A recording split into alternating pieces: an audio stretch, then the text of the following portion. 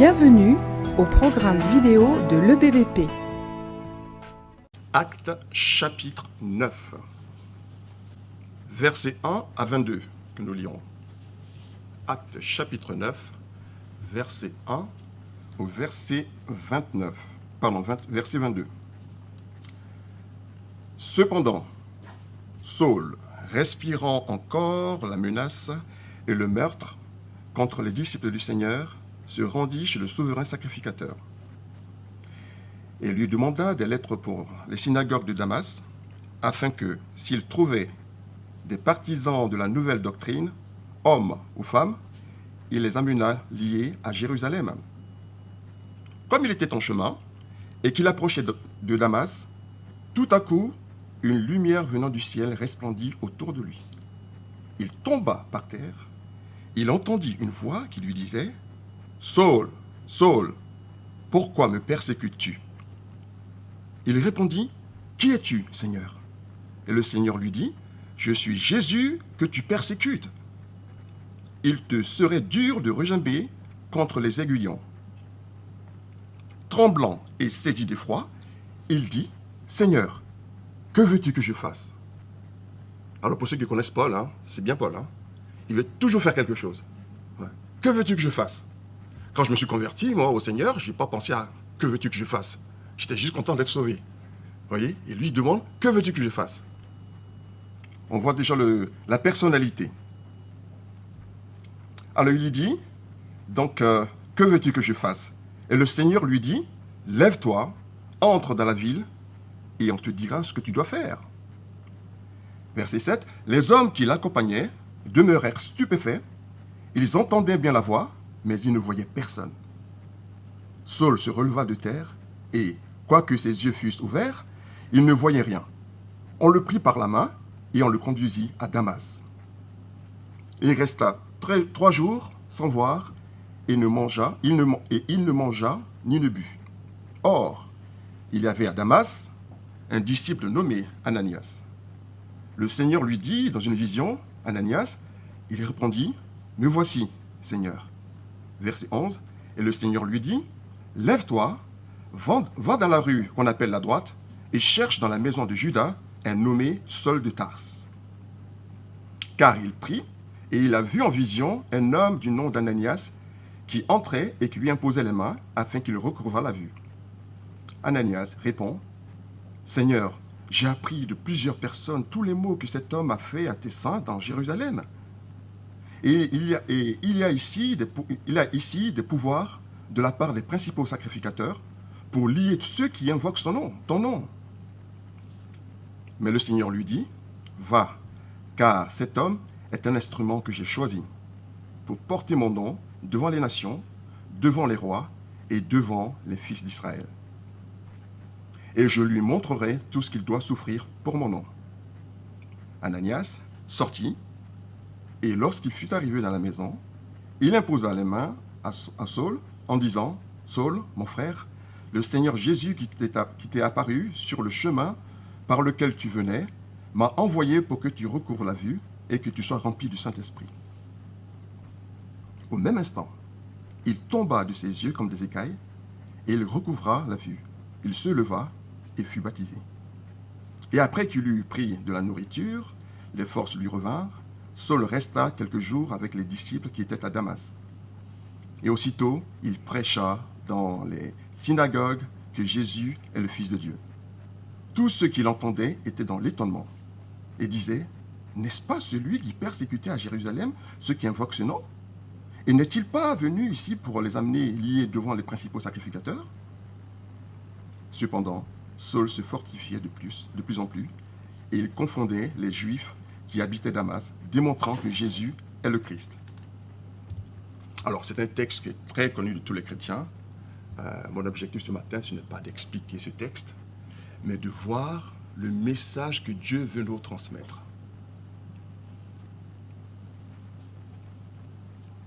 Vous savez, nous qui avons à la fois ce privilège et cette responsabilité d'enseigner, de prêcher, il y a des choses parfois que vous ignorez, pour ceux qui ne le font pas.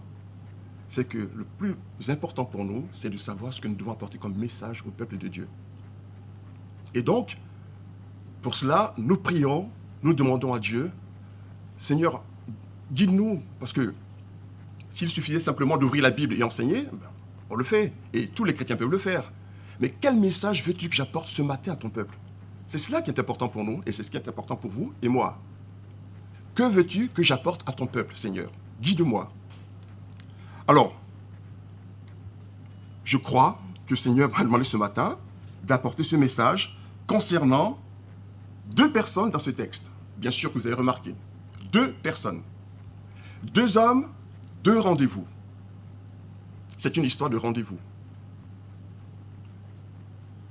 Je pense que vous avez remarqué que c'était une histoire de rendez-vous. Alors, le rendez-vous, c'est quoi? Le rendez-vous, c'est lorsque 2 personnes se mettent d'accord sur un jour, une heure, un mois précis, pour se rencontrer. Et parfois, il arrive qu'on arrive à des rendez-vous et on n'est pas prêt. Bon alors, pour ceux qui font un peu les affaires, je pense que vous devez savoir ce que c'est. Pour ceux qui sont employés, vous savez ce que c'est aussi. De ne pas arriver à l'heure, n'est-ce pas? C'est terrible, hein? Il se trouve que, ici, il y a un homme qui s'appelle Saul de Tarse, qui était quelqu'un de très connu, pas positivement concernant les chrétiens, mais certainement positivement concernant les juifs ultra. Il était pharisien, il connaissait parfaitement les traditions juives, je ne dirais pas la parole de Dieu, mais je dirais les traditions juives. C'était un homme religieux. Un homme qui était un grand intellectuel. Paul n'était pas n'importe qui. Paul était aussi un homme très puissant. Très puissant. Paul était la terreur des chrétiens. Quand on entend parler de Saul de Tarse, vous savez, j'ai devancé, je parle de Paul, mais quand on entendait parler de Saul de Tarse, les chrétiens tremblaient. Ils avaient peur. Alors nous, quand on lit ces histoires comme cela, bibliques, on ne se rend pas compte du contexte dans lequel ces choses ont été écrites et ce qui se passait vraiment. Saul faisait peur. En fait, imaginez un instant que nous sommes, comme nous sommes actuellement, réunis entre nous, et il y a quelqu'un devant la porte qui guette pour voir si Paul n'arrive pas. Saul de Tarse. C'était à ce point-là. Il faisait peur aux chrétiens. C'était un religieux ultra. Et vous avez le deuxième personnage, Ananias. Et vous savez ce qu'il avait comme qualificatif, lui? Vous voulez que je vous cite tous ces qualificatifs à Ananias? Il était disciple de Jésus-Christ.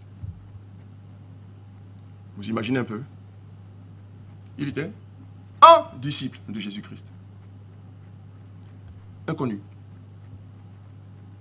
Alors, ces 2 images frappantes qui se dégagent de ce texte devraient nous appeler à réfléchir un petit peu. Comment Dieu est?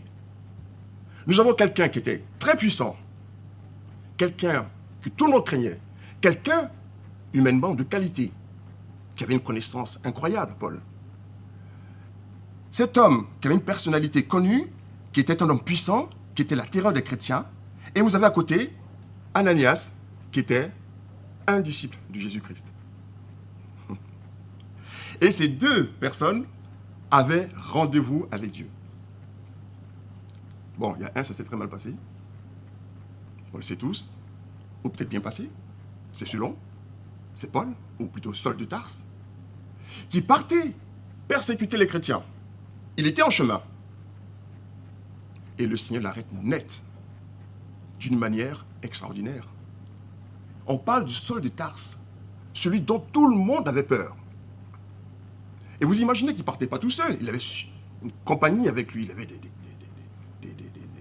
compagnons, des guerriers, on va dire. Des hommes qui étaient forts, hein, qui l'accompagnaient pour faire ce sale besogne, on va dire. Il partait pour continuer son œuvre.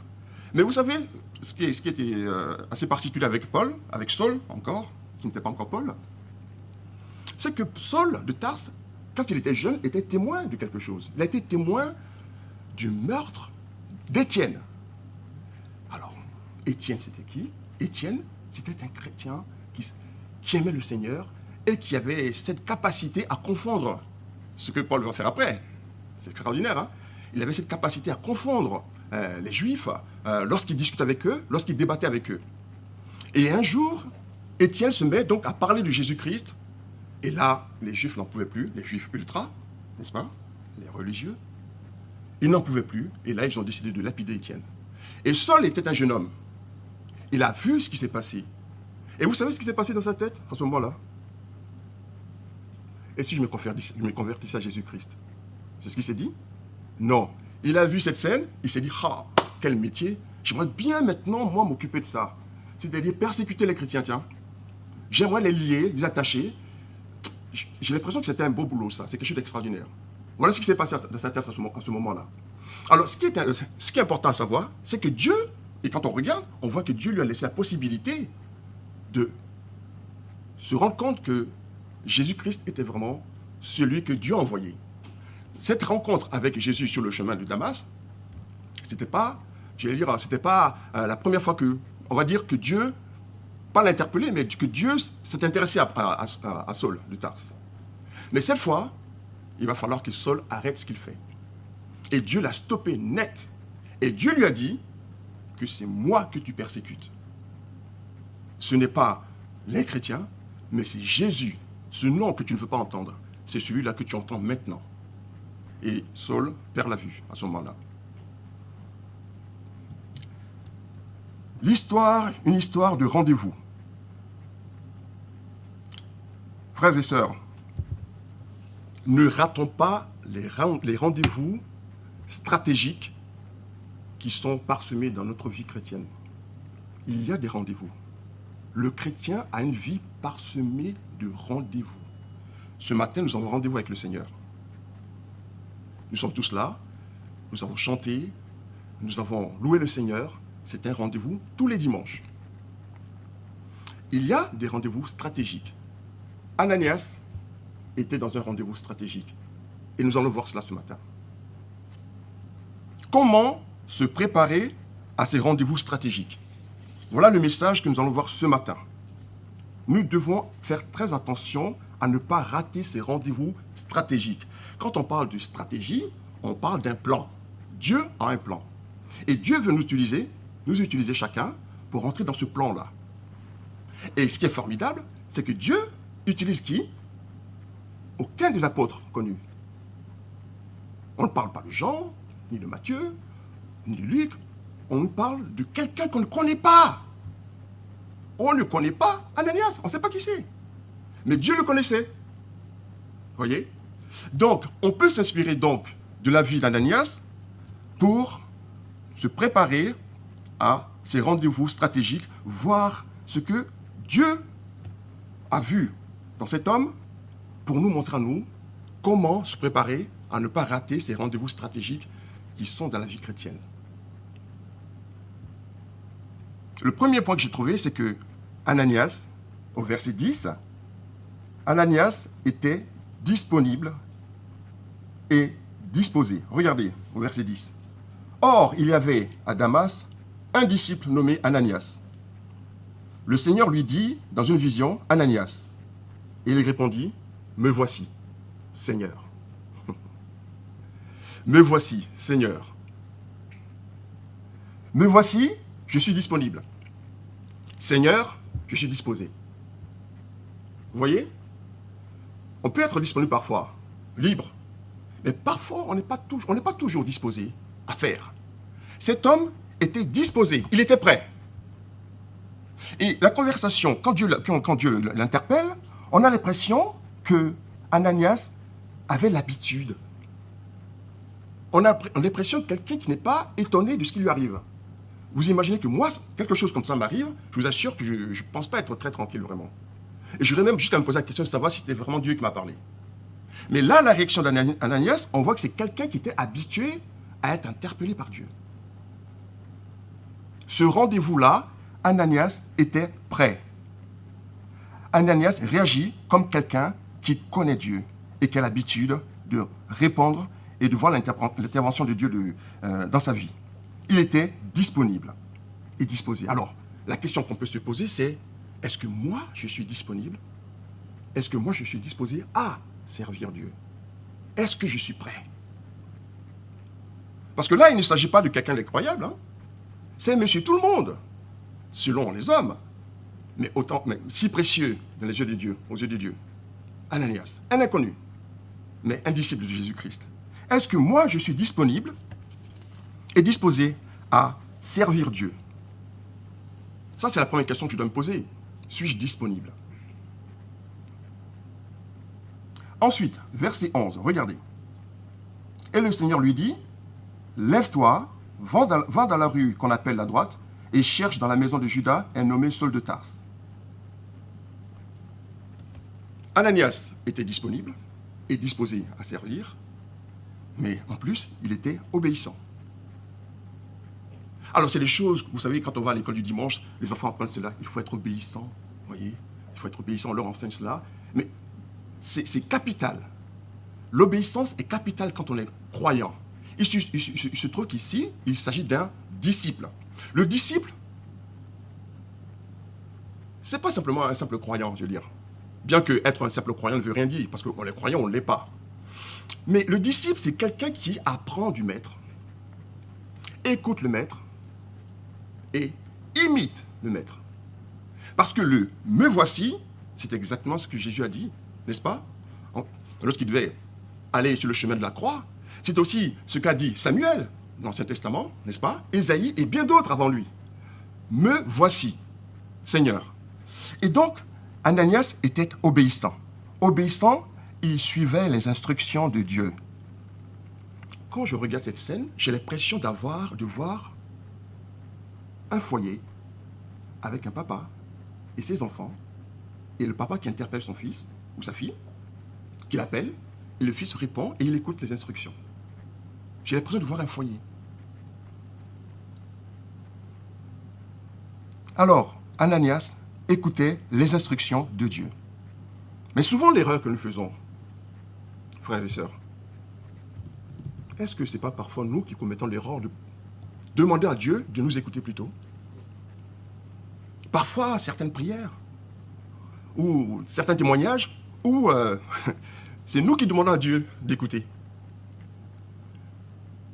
J'ai demandé à Dieu telle chose, et c'est limite si on ne dit pas, et il n'a pas obéi. Non mais, je n'exagère pas. C'est vraiment ça parfois. On oublie que c'est nous qui sommes au service de Dieu. Et c'est pour ça que c'est très intéressant ce que Saul, encore, a dit. Il a dit, que veux-tu que je fasse? Dieu connaissait cet homme. Vous savez, le Seigneur est vraiment merveilleux. Hein? Il a sauvé cet homme, il le connaissait déjà. Il sait ce qu'il faisait, il sait qu'il était terrible. Mais il a voulu le sauver pour le servir. Et Saul a dit, que veux-tu que je fasse? Oh, c'était peut-être pas dans les situations, dans la meilleure des situations, hein, n'est-ce pas? Quand il disait ça, il avait la crainte, il ne connaissait pas. Il ne connaissait pas le Seigneur. Mais Ananias connaît son Seigneur. Ananias connaît bien le Seigneur. Donc, ce n'est pas à nous, par nos prières, de demander à Dieu de faire des choses. Tout ce que Dieu fait, c'est par grâce. C'est vraiment par grâce. Il faut vraiment qu'on se rende compte que c'est par grâce. J'ai entendu les frères tout à l'heure, et j'ai entendu cela dans nos prières. Merci Seigneur pour d'avoir guéri telle personne. Telle personne est en voie de guérison. C'est cela, c'est une grâce. On pourrait ne pas être là et c'est tout à fait normal. Et je reviens toujours, moi c'est encore récemment, je repense toujours à ça, mon ami que Dieu a enlevé récemment, qui est un pasteur, et qui était en train de servir. Alors je me suis dit, mais si lui il est en train de servir, que Dieu l'enlève, je ne peux pas imaginer ceux qui ne servent pas le Seigneur, qui ne servent à rien. C'est terrible de dire cela, mais c'est cela. On est des serviteurs, on doit servir à quelque chose que Dieu a préparé d'avance. Et Dieu a enlevé ce frère, avec qui j'ai échangé par téléphone, on s'encourageait, et il me disait, il m'expliquait de temps en temps les problèmes de l'église, et voilà, on trouvait des solutions, et du jour au lendemain, paf, Dieu l'enlève. La grâce de Dieu. Si nous sommes encore vivants, c'est parce que c'est une grâce de Dieu pour pouvoir le servir. Donc, Ananias était obéissant. C'était un homme obéissant. Un homme qui avait l'habitude d'écouter les instructions de Dieu. L'habitude d'entendre ce que Dieu lui demande et de le mettre en pratique. C'est comme cela que Ananias se présente. Nous sommes donc sauvés pour servir et nous sommes sauvés pour lui appartenir. Nous devons donc suivre les instructions du Seigneur. Il est impossible de pouvoir servir Dieu sans suivre ses instructions. Impossible. On a vu des gens le faire. Ça s'est très mal passé. Très mal passé, pas parce qu'il leur arrivait un malheur. Très mal passé parce que ce n'était plus le Seigneur qui servait. C'était autre chose qu'on voyait. Ananias était un homme qui servait Dieu. Ensuite, versets 13 à 14. Et là, on commence à rentrer, j'allais dire, dans les détails de cette obéissance. Versets 13 à 14. Seigneur, j'ai appris de plusieurs personnes tous les maux que cet homme a fait à tes saints dans Jérusalem. Et il a des pouvoirs, il a de la part des principaux sacrificateurs, pour lier tous ceux qui invoquent ton nom. Voilà quelqu'un qui marche avec Dieu, qui lui obéit, et qui maintenant parle avec Dieu. Il parle avec Dieu. Et il parle de quoi? Il parle de ses craintes.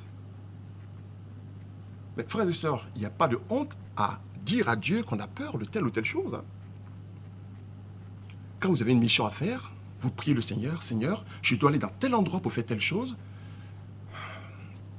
Seigneur, donne-moi ta paix parce que j'ai peur. Ben, dites-le. Parce que le Seigneur sait que vous avez peur. Qu'est-ce qu'on peut cacher au Seigneur? Mais ce qui est intéressant ici, c'est que Ananias parle à Dieu et se confie en lui. Il lui parle comme à un ami. À qui l'on peut se confier de la sorte si ce n'est un ami?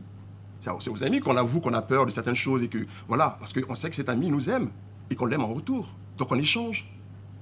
Allô, Philippe, écoute, je vais faire telle chose, prie pour moi parce que j'ai un peu peur. Voilà. N'ayez pas peur de cela. Benoît, je vais faire telle chose, tu pries pour moi? Oui, je vais prier pour toi. Voilà. Et on s'encourage. Mais avant tout, on se tourne vers le Seigneur. Et Ananias, il a dit au Seigneur que, mais Seigneur, je ne veux pas interrompre ce que tu me dis, mais tu sais qui c'est cet homme? C'est Saul de Tarse. C'est la terreur des chrétiens. C'est ce qu'il est en train de dire à Dieu. Et imaginez-vous un instant qu'on vous envoie évangéliser un islamiste. Je ne vous parle pas des musulmans. Hein. Je vous parle d'un islamiste. C'est autre chose. Hein. Voilà. Et le Seigneur vous apparaît dans une vision et il vous dit, Jean-Louis, Philippe, Benoît, bon, quand on commence comme ça, on n'arrête plus. Hein. Va voir Ben Laden. Non, parce que c'est celui qu'on connaît. Hein.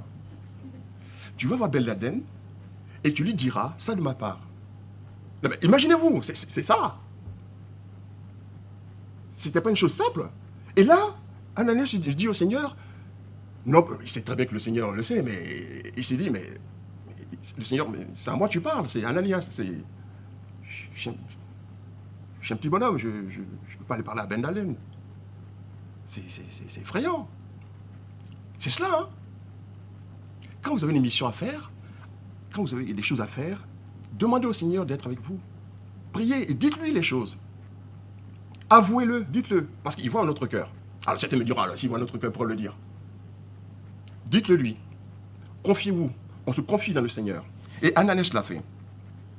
Il a dit au Seigneur, il me semble que cet homme-là, ce n'est pas, j'ai entendu parler de lui, ce n'est pas quelqu'un de très, voilà, fréquentable, on va dire. Et donc, Ananias parle avec le Seigneur. Ananias est ami avec Dieu. Est-ce que nous sommes amis avec Dieu? Alors, vous avez constaté, hein, quand on lit la parole du Seigneur, du commencement jusqu'à l'Apocalypse, Dieu recherche des amis. Il ne recherche pas simplement des serviteurs, des gens qui lui obéissent. Il aime échanger avec nous. Dieu est le seul capable de créer un être qui est capable d'avoir sa propre volonté. Alors parfois, vous savez, moi j'ai un peu d'imagination un peu, voilà, on va dire, fructueuse, ou je ne sais pas comment on peut dire ça. J'imagine que les hommes créent un robot. Un robot dans lequel on met toutes sortes de données pour les informaticiens. Si on te touche là, tu réagis comme cela. Si tu entends tel mot, tu réagis comme cela. On peut le faire, on commence à voir cela de plus en plus. Mais les hommes n'arriveront jamais à créer un être qui a sa propre volonté. Dieu est le seul capable de faire cela. Il nous donne notre propre volonté et il veut qu'en retour, on puisse l'aimer volontairement. Et donc Ananias échange avec Dieu et parle avec Dieu. Et donc, on voit l'amour du Seigneur qui va répondre à Ananias. Ça vous fait penser à quoi, cet échange-là? On a vu cela plusieurs fois dans la Bible. Hein. Moi, ça me fait penser à Job. Job échange avec Dieu à un moment donné. Bon, c'était pas toujours... non, je me mets à sa place. Il était dans une épreuve incroyable. C'était quelque chose de très dur. Voilà. Et il répondait à Dieu parfois. Et parfois, bon, voilà. Et ici, Dieu répond à Ananias d'une manière très, j'allais dire, simple, comme s'il parlait à un ami. Verset 15.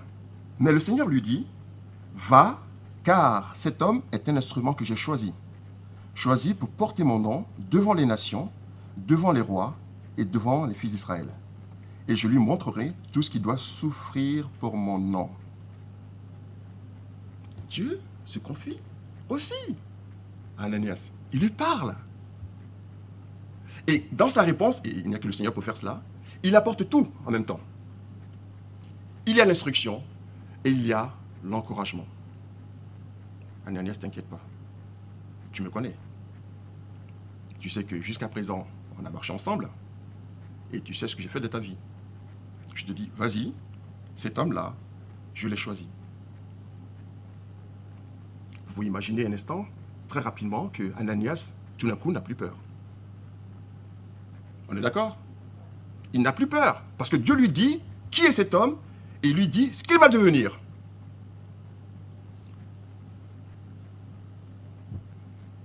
Jésus dit à ses disciples, je ne vous appelle plus serviteur, car le serviteur ne sait pas ce que fait le maître, mais je vous appelle ami. Ami. Est-ce que nous sommes des amis de Dieu? Parce que pour être amis de Dieu, cela implique beaucoup de choses. Cela veut dire que nous sommes en relation constante avec lui. Et que nous sommes obéissants, et que nous l'écoutons, et que nous lisons sa parole, et nous aimons méditer sa parole, et nous aimons penser à lui, et parler avec lui. Vous imaginez un instant que ce que je suis en train de dire, qu'il y a un converti qui est là, ici, ce matin, avec nous. Alors pour vous, c'est tout à fait naturel. Quoique parfois, même pour certains chrétiens, je me pose des questions. Voilà. Un converti qui est assis là, et qui m'entend dire que je parle avec Dieu. Que Dieu est mon ami. Automatiquement, il me prend pour un fou. C'est ce que Paul dit plus tard. Celui dont on parle ici. N'est-ce pas? La prédication de l'évangile est une folie pour ceux qui périssent. Eux nous prennent pour des fous, mais reconnaissez aussi que nous, on les prend pour des fous. Hein. Mais ils ne savent pas qu'on les prend pour des fous. C'est la seule différence. Souvent, quand vous évangélisez les gens pensent qu'on est dans une position de victime, en fait. Vous avez remarqué, hein? On devrait avoir honte, en fait. C'est que moi, je me déplace cet après-midi pour évangéliser, mais j'ai honte. Non, j'y vais parce que j'y crois. Je crois que c'est toi qui es perdu. Mais eux, pour vous qui évangélisez, ils pensent que vous êtes fous.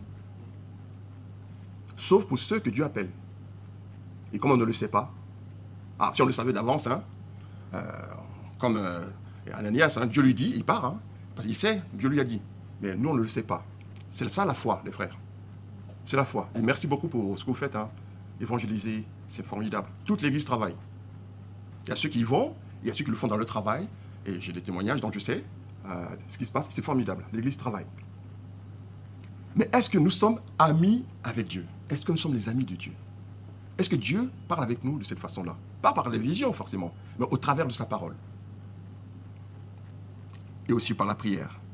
Sommes-nous amis avec le Seigneur? Cette intimité qui existait entre Ananias et le Seigneur, est-ce que nous l'avons, ça? Il faut rechercher cela. C'est comme cela que nous allons nous préparer pour ne pas rater ces rendez-vous stratégiques. Il y a des rendez-vous stratégiques dans la vie du chrétien, à ne pas rater. Les rendez-vous stratégiques, c'est les rendez-vous que Dieu a préparés pour sa gloire, pour que son plan s'accomplisse.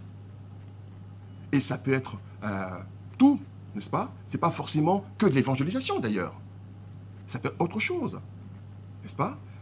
Je ne peux pas tout citer, mais c'est vrai que ce qu'on connaît le plus, c'est l'évangélisation. Mais il y a bien d'autres domaines dans lesquels Dieu nous attend.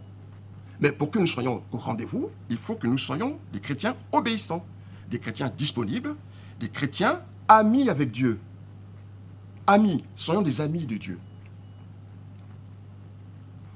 Ensuite, Versets 17 et 18, Ananias sortit, et lorsqu'il fut arrivé dans la maison, donc il trouve Saul de Tarse, il lui imposa les mains à Saul en disant, « Saul, mon frère, le Seigneur Jésus qui t'est apparu sur le chemin par lequel tu venais, m'a envoyé pour que tu recouvres la vue et que tu sois rempli du Saint-Esprit. » Au même instant, Saul donc il tomba de ses yeux comme des écailles et il recouvra la vue.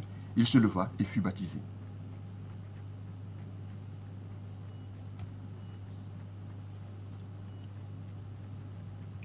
Ananias était devenu une bénédiction pour les autres. Le chrétien qui est proche de Dieu, qui est ami avec Dieu, qui est obéissant, qui est disponible et disposé pour Dieu, devient une bénédiction pour les autres. Dieu se sert de lui pour être une bénédiction pour les autres. Moi, en tant que chrétien, c'est la question qu'on doit se poser. Est-ce que je suis une bénédiction pour les autres? Dans ma vie chrétienne, est-ce que je suis sauvé et je suis comme tout le monde? Je vais au travail, je m'occupe de mes enfants, ma retraite, et je meurs. Bah, c'est ça. Ou alors, où est-ce que je suis une bénédiction pour les autres? Vous vous rendez compte qu'il y a des gens qui tremblent, qui veulent tellement obéir au Seigneur, ils tremblent pour venir devant vous, pour vous chanter des cantiques, parce qu'ils veulent être une bénédiction pour vous. Et d'autres vont évangéliser, parce qu'ils veulent être une bénédiction pour ceux qui vont entendre l'évangile. Est-ce que nous sommes une bénédiction? Est-ce que nous servons à quelque chose? C'est ça la vraie question. Je suis sur la terre, Christ m'a sauvé, est-ce que je sers à quelque chose? Pas forcément quelque chose qui se voit. Pas quelque chose qui se voit forcément, mais est-ce que je sers à quelque chose? Je suis là pourquoi? Et Ananias était une bénédiction pour Saul de Tarse. Ce Saul de Tarse, vous imaginez, alors un inconnu, quelqu'un qu'on, voilà, le chrétien inconnu, qui va être au départ du ministère. Et quel ministère? Au départ du ministère, alors ça c'est plus difficile à dire cela, mais j'allais dire d'un grand homme. Saul de Tarse qui est devenu petit, parce que Paul qui veut dire petit, désormais tu t'appelles Paul, Dieu lui dit ça, hein, voilà. Désormais tu es petit, voilà. Non, c'est fini, tu es tout petit maintenant. Et là je vais t'utiliser parce que tu es devenu tout petit. Dieu a de l'humour, hein. Quand vous regardez souvent dans les conversations avec Dieu, vous voyez que c'est un Dieu qui a de l'humour et qui est en même temps très sérieux. C'est-à-dire que si on veut se montrer plus intelligent que lui, il nous montre qu'il est plus intelligent que nous, 1000 fois plus. Et donc, est-ce que nous sommes, nous, en tant que chrétiens aujourd'hui, est-ce que nous servons à quelque chose? Est-ce que nous sommes une bénédiction pour les autres? Est-ce que Dieu se sert de nous pour pouvoir travailler pour lui, pour pouvoir apporter des bénédictions dans la vie des autres? Quand vous regardez Ananias, il est juste un instrument. On voit juste un instrument. Il n'y a rien de plus, rien de moins. Il est juste un instrument que Dieu utilise. Il va, il fait la mission et il s'en va. Mais est-ce qu'il était vraiment conscient qu'il était au départ du méga ministère de cet homme-là, Saul de Tarse? Alors j'imagine que Ananias plus tard, quand il entend parler de Saul de Tarse et qui est devenu Paul, et qui évangélise partout et qui fait toutes ces choses, quand il entend cela, il doit se dire « Merci Seigneur ». C'est une leçon ça pour nos frères et sœurs. Dieu nous utilise lorsque nous sommes faibles. Lorsque nous-mêmes, on n'est plus rien. Et là, on se laisse utiliser par Dieu. Quand vous regardez Ananias, Dieu lui a tout donné. Il avait juste à faire. C'est-à-dire à juste aller voir Saul et faire ce qu'on lui demande de faire. Et Ananias arrive auprès de Saul de Tarse. Alors j'essaie de m'imaginer. Hein. J'essaie de m'imaginer cet homme qui faisait si peur. Ananias va vers lui. Il s'approche. Il le regarde. Ah, je me dis, mais qu'est-ce qui se passe dans la tête d'Ananias à ce moment-là? C'est le grand Saul de Tarse qui est là. Parce que l'état dans lequel il était, c'était plus le même. Hein. C'est quelqu'un qui était aveugle. Quelqu'un qu'il fallait conduire. On parle du guerrier. Il n'avait pas mangé depuis 3 jours, ni bu. J'ai fait une fois l'expérience de cela. C'est spécial, hein. C'est un état spécial. Hein. Mais lui, Saul, c'était plus grave, parce que lui, il avait rencontré le Seigneur, là. Et c'était pas formidable, hein. Il a été repris par le Seigneur. Il était dans la crainte, il avait peur. Il ne comprenait pas ce qui lui arrivait. Celui qui était rempli de certitude, hein, on parle de Paul, rempli de certitude. Il savait parfaitement où il allait. Sa vie était tracée, pharisien, il maîtrisait tout. Les gens avaient peur de lui. Et il était persuadé de plaire à Dieu. Il faut se rappeler de ça. C'était un homme qui était persuadé de plaire à Dieu. C'est aussi pour cela que Dieu était aussi, patient avec lui. Voyez, Dieu a vu sa sincérité, même si c'était une sincérité qui était dans l'erreur. Hein, quelqu'un qui était sincèrement dans l'erreur, mais il était sincère. Voyez. Et Ananias arrive, il voit Saul de Tarse dans cet état-là. Et qu'est-ce qu'il fait? Il ne le méprise pas. Il ne dit rien, sinon que lui exprimer l'amour du Christ. Il lui dit frère. Waouh! On voit quelqu'un qui a l'habitude de marcher avec le Seigneur, hein, Ananias. Il va, il lui dit frère, il lui impose la main. Vous savez, il y a beaucoup nos frères, là, j'espère que ce sont des frères d'ailleurs, qui insistent beaucoup sur l'imposition des mains. Et, bon, voilà. Mais au moins, ce que je peux dire, c'est que lorsque quelqu'un vous touche, c'est un acte d'amour. Hein. On ne touche pas quelqu'un qu'on n'aime pas. Chez l'être humain, c'est comme ça. Vous savez qu'il y a une distance, hein, entre nous et les gens. Il paraît que c'est 1 mètre environ. Quand on laisse quelqu'un arriver en dessous de 1 mètre, c'est que vraiment c'est un proche. Mais en général, on garde à peu près 1 mètre. Vous voyez? Il va, il le touche, il lui impose la main, il prie pour lui, et là, le Seigneur agit, et lui dit pourquoi il est venu. Et Saul ensuite est rassuré, parce que c'est exactement ce qu'il a vécu, que cet homme lui dit. Il se rend compte qu'il est vraiment entre les mains de Dieu, à ce moment-là. Mais tout cela, c'est Dieu qui a préparé cela. C'est Dieu qui a tout fait. Quand on regarde, tout ce qui s'est passé, c'est Dieu qui l'a fait. Ce n'était pas Ananias. Ananias n'était qu'un instrument. Cet instrument que Paul n'oubliera jamais plus de sa vie. Est-ce que nous sommes des bénédictions auxquelles les frères, les sœurs qui étaient en contact avec nous vont se rappeler toute leur vie? Il y a ceux dont on se souvient, mais pas forcément, on s'en souvient toute notre vie, mais pas pour les bonnes raisons. Hein. Est-ce que les gens peuvent se souvenir de nous en se disant à cette époque-là, j'ai rencontré un tel? Waouh, le Seigneur vraiment a agi dans la vie de cet homme-là. Il m'a apporté ça, il a fait ça pour moi. Est-ce que c'est notre cas? Est-ce que nous avons ce témoignage-là? Est-ce que nous sommes une bénédiction pour les autres? Voilà la question qu'on doit se poser, frères et sœurs. Oui, la vie chrétienne est jalonnée de rendez-vous stratégiques. C'est ce rendez-vous qu'il ne faut pas, il ne faut surtout pas rater. Et nous devons nous préparer à cela.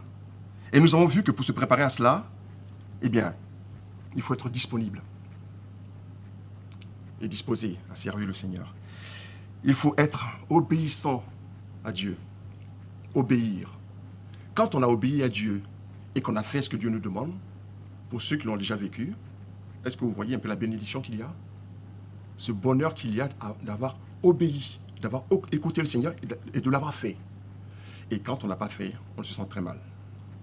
On le sait tous, on le connaît ça, on sait ce que c'est en tant que chrétien. L'obéissance. Ensuite, il faut être ami avec Dieu.